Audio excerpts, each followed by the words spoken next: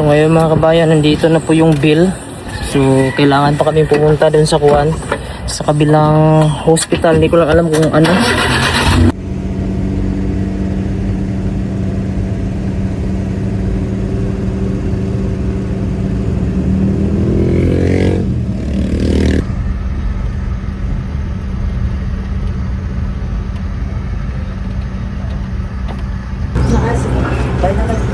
Diri ko sa pila ko diri sa assistance, so kayo po sa. So nandito ako mga kabayan sa isang parang kwanto dito. Kapag mayroon ka pong, mayroon na pong mga resibo.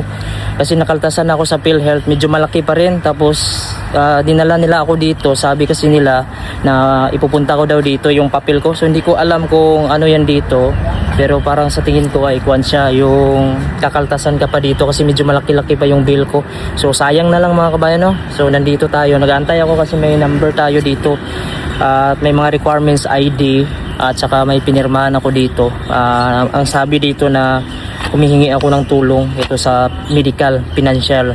So sayang naman mga kabayan, no? So medyo malayo lang to konti dun sa may hospital. Siguro nasa 5 minutes yung biyahe, pero ayos lang. Antay tayo kasi alas 2 cut off na sila. Ayun mga kabayan. So nagpasa na ako ng mga requirements doon, kaso kulang daw ng medical certificate para ma-asikaso yung papel ko. So babalik pa kami sa hospital, biyahe na naman kami para kukuha kami ng medical certificate. Patunay na confine yung asawa ko doon para makaltasan. So naulan na dito mga kabayan, nantay ko pa yung papel natin. Sana ma-approve yung in-apply natin na tulong pinansyal sa ating medical. Ito po, naulan kami dito. So dito muna tayo sa labas, antay-antay lang tayo. Hindi ko lang alam kung ilang oras pa kasi medyo hapon na dito, alas 2 na. So uwi pa kami ng probinsya mamaya kasi babalik pa ako sa hospital, final billing. Kasi itong bill na ito pwede mo naman bayaran sa hospital pag hindi ka humingi ng tulong dito. Sayang naman kasi dito mayroong kaltas. Ngayon mga kabayan, pauwi na kami ni Mrs. doon sa bahay namin. So medyo malakas lang ang ulan dito, kanina pa walang tigil. Sana hindi baha yung buwan dito, hindi baha yung sapa. Ayan. So may dadaanan din kami kasi mayroong followers natin na magbigay doon sa ng pagkain. Pupunta sana sa bahay kasi wala kami doon. So bibigay sila ng yung mga kakanin. Salubungin na lang namin kasi papunta din sila dito sa amin habang kami pauwi. Ayun mga kabayan, so ito na po yung hindi ko alam ano to, kakanin o maha. Ito maha binigay sa atin ng followers natin. Papunta sila dun sa Midsayap, kami naman pauwi. You know, may cheese siya, marami siyang binigay. Ito may kakanin din dito, kakanin. Yan. So, mayroon din dito mga puto. Ano ba ito ba? Ensaymada. Yan, binigay nila sa atin. Pupunta sana sila sa bahay kaso wala kami doon, hospital si Mrs. Yan. So, mayroon siyang cheese. Napakasarap. Yan, dahil gutom na ako, kinain ko na. Tama tayo.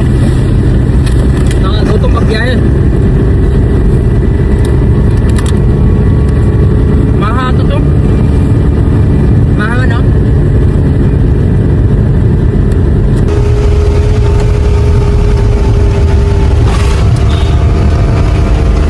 Sa wakas, nakarating na din kami mga kabayan dito sa bahay. So, medyo naulan pa. Medyo nakakapagod din yung biyahe. Papasok na kami dito sa bahay para mailagay na namin yung mga gamit namin. Marami kasi kami yung mga gamit.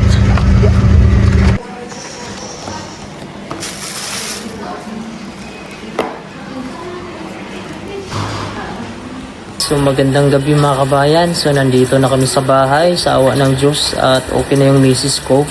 At nakalabas na din kami ng hospital. So nagbiyahe pa kami kanina, umuulan at ready na kami para bukas.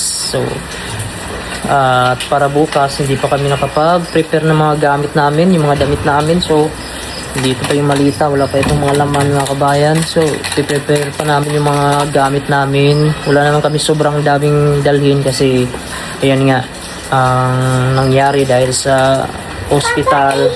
Ako yung nagpapasalamat dun sa staff dun sa Midsayap, MDC Hospital Midsayap. So napakagandang hospital siya mga kabayan, kahit private siya, pero yun, accommodating sila masyado, silang maalaga doon, binabantayan talaga nila kami doon, chinicheck kami palagi. Doon yung nagustuhan ko, isa sa mga hospital, hindi kagaya nung unang pinagdalan ko doon sa anak ko, na talagang na-stress talaga kami. Magbabayad na sana ako sa counter, at mayroon akong bill. So sa bill, nakaltasan lang kami sa PhilHealth ng 7,300 ata yung kinaltas sa PhilHealth. Kasi yung bill namin umabot po sa hospital ng 21,000 yung babayaran namin. Tapos kinaltasan po siya sa PhilHealth ng 7,300. So nasa 13,700 pesos. So medyo malaki-laki din. So kuha na sana ako ng pera para bayaran. Pinapunta naman ako dun sa may kuan, yung nagpa-process ng papel. Binigyan niya po ako ng mga medical certificate, yung eligibility, ano yun, yung basta may mga papel yun, mga certificate, tapos yung bill ko, sabi niya, punta daw ako dun sa may isang office ni Congressman Cruzado sa may Sadaan, Midsayap. Sabi ko, anong gagawin? Sabi niya, punta ka lang dun, dalhin mo ito. Kala ko dun magbabayad, sabi ko dun pala yung bayaran nila. So kinuha ko na lang kasi gusto ko ng bayaran para makauwi kami, wala akong idea. So pagdating ko dun mga kabayan, mayroong nag-a-assist din dun, kinuha yung papel ko, tapos pinapil-upan ako. Yun pala ay isang tulong makabayan. So siyempre nandun na ako makabayan. At ginawa ko, so nag-fill up ako ng form na ako si Ryan ay humihingi po ako ng medical assistant para sa asawa ko. Yan. So binigay ko yung papel na galing sa hospital at nagantay na lang ako doon na, at saka kinuha ko yung papel ko. So nagulat ako na malaki pala yung kinaltas niya, so umabot sa 10,000 yung kaltas. So yung babayaran ko na lang sa hospital ay 3,700. So mula sa 21,000 naging 13,700 sa PhilHealth kinaltasan, hanggang doon kinaltasan ng 10,000, naging 3,700. Sabi pa nung babae doon, baka gusto mo pang pumunta sa DSWD. Sabi ko sabi niya, para makaltasan din. Sabi ko okay na to, bayaran ko na to, kasi pag pupunta pa ako ng DSWD, wala nang oras kasi hapon na makabayan, at saka hindi naman mabigat na sa bulsa yun kasi 3,700, okay na yun para sa akin. So yun, binayaran ko siya. So malaking tulong din pala yun mga kabayan, no? Kasi meron din dito pala na ganun. Wala din akong ka-idea, first time ko din nangyari sa akin doon na pinapunta ako doon para magpatulong ng assistant. Kasi since dati nandito ako makabayan, hindi ako nakahingi ng mga tulong na ganun pinansyal. Doon lang talaga PhilHealth, yung sa Jensen kami, PhilHealth lang talaga nakaltasan. May mga kabayan, pupunta kami din sa may bahay ng kapatid ko, dun sa kabila. Kasi birthday ng kapatid ko pero wala siya dito. Pupunta din kami doon kasi despedida din namin. Huling gabi namin dito ngayon kasi bukas bibiyahin na kami punta ng Davao. So punta kami doon sa kabilang bahay, dun sa bahay ng kapatid ko. Kasi naganda din sila. Punta tayo dito sa kabilang bahay sa kapatid ko. Dito lang, katabi lang kami. Ma-birthday tayo. Punta na ng birthday. Birthday ng kapatid ko. Kabilang bahay lang. Ito bahay ng kapatid ko. Ito in niya to dito. Ayan. Happy birthday to you. Happy birthday! Happy birthday! Grabe dahil. Ginoo, aniya kami karong Ginoo nagtipon-tipon alang sa birthday sa akong igsuon, Ginoo nga si Ronel. Sa pangalan ni Jesus nga among personal nga manluluwas. Amen. Amen! Happy birthday to you! Happy birthday to you! Hulaw siya. Happy birthday! Happy birthday to you! To wish you. Oh yay! Happy birthday! Ayan, kain po tayo mga kabayan. Native na manok yung ginawa ko. Ayan, so kami lang dito magpamilya. Huling kuhan namin ngayon dito, gabi. Kasi bukas wala na kami dito.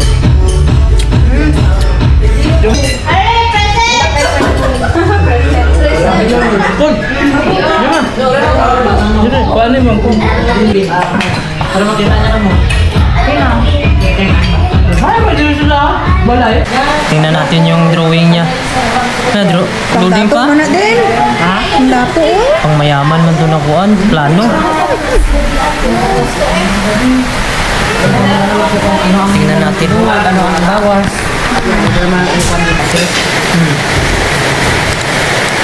Tapos, ang tabuan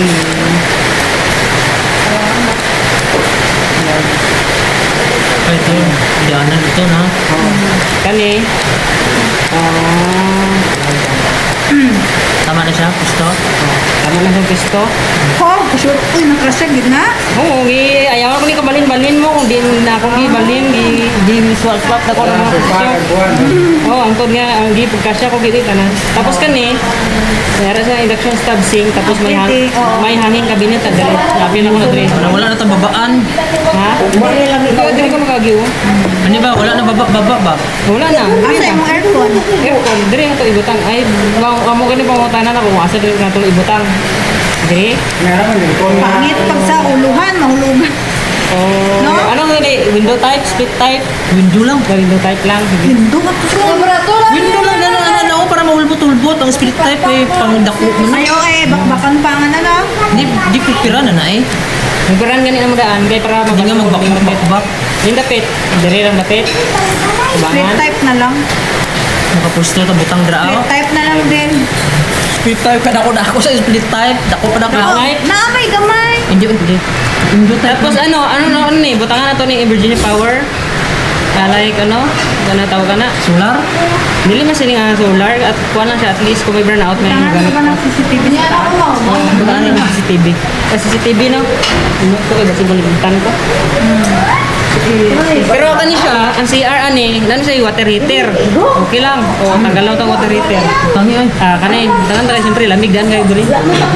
Muligo ka ba tambal mo sa bakas mo pas mo. Water heater, induction stove.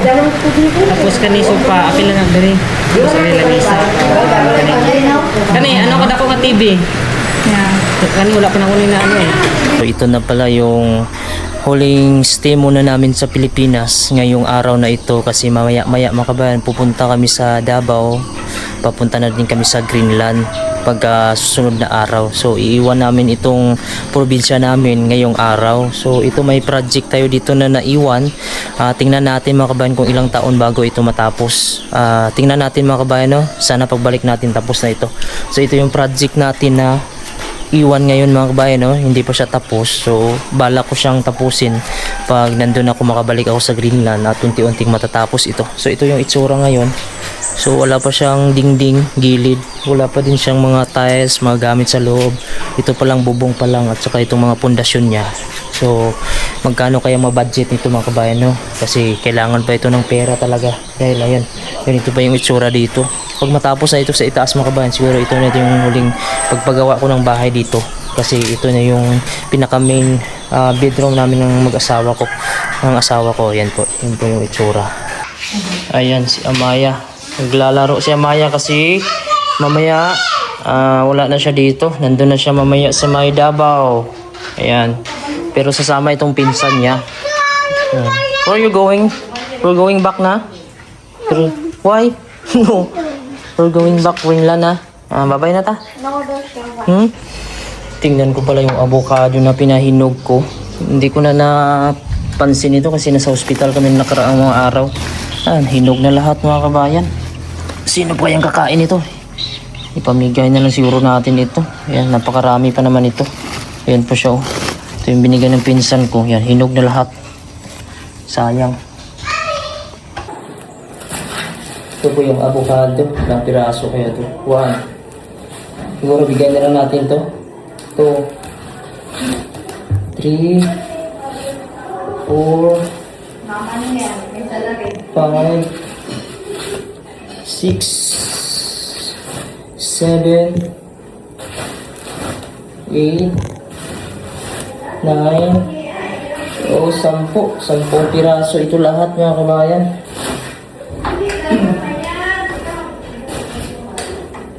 So hindi na natin madadala ito sa may kuan. Hindi na natin ito madadala kasi hinog na siya lahat. Hindi na rin natin makakain kasi umaga na dito. Mamaya tanghali alis na kami. So pamigay na lang natin ito. Ito may malapit ito. Ito binigay. Ayun. So nagluto yung papa ko ng bukayo. Dali namin ito sa Greenland. Pamigay din namin dun. Kaya masarap yan. Pag may gagmaya lang, pwede na. Makatilaw sila, pag ginagmay lang, dagko. Kayo na. Ari mo ba? Gagmaya lang. Parang dami makatikim, kunti-kunti lang.